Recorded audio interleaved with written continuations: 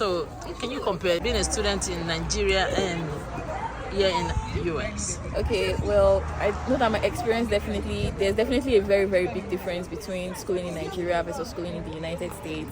I know that the US so far have been able to experience a very interactive model of speaking and of teaching.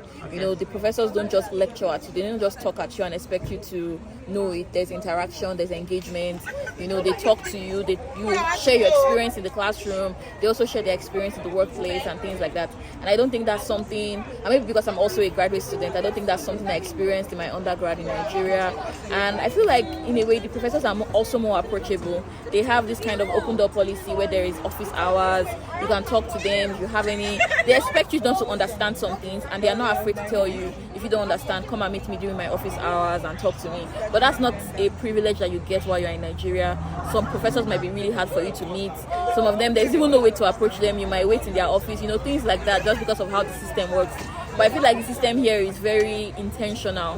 They're very intentional about students' feedback. They're very intentional about you learning what you need to learn. And I think the fact that they do evaluations at the end of every course, so they have a set of questions that they're asking. How many hours did you study for this course? Was this course valuable to you? How was the professor? How was the reading material? You know, assessing the professor's abilities and also assessing the abilities to use the course material even while you are, you know, studying and things like that. And I think that's something that they take feedback from, because I've heard situations of how maybe a professor wasn't good and, you know, the next year they changed him, or whoever is good, they kept the person. I don't think that's something that we have in Nigeria. So, you know, because, you know, people have been there for a very long time, so it's very hard for you to displace them when they become elders in that department and things like that. But I feel like the US is a very forward-moving culture. They're always ready to listen to feedback. They're always ready to make sure that they're giving you the best of the best. So, and that's just something that is very wonderful to experience. Thank you. Here, your homeland study and study in the US.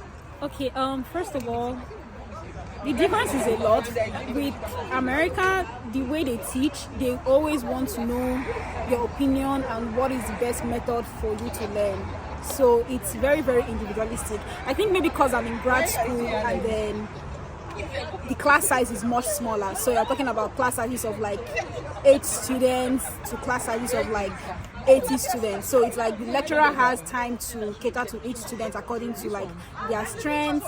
And then also with respect to research, so I'm studying chemistry, and then both in undergrad and in grad school, there's a lot of practicals, a lot of, you know, lab work, the presence of equipment for you to practicalize and translate what you've learned in the classroom.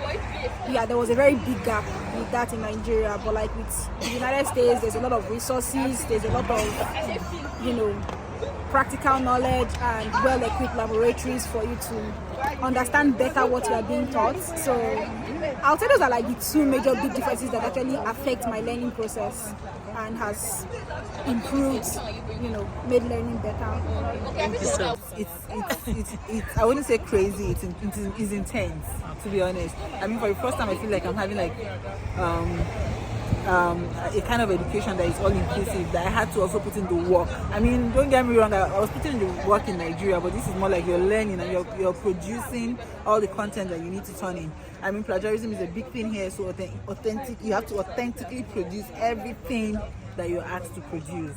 So I mean, it's interesting, and I mean, I feel like this is the first time I'm actually learning, to be honest with you. So yeah, beside the rigor, I mean, every other thing is chill. The weather is chill. The people are friendly. I mean, everywhere is just chill. So yeah, I mean, that's it.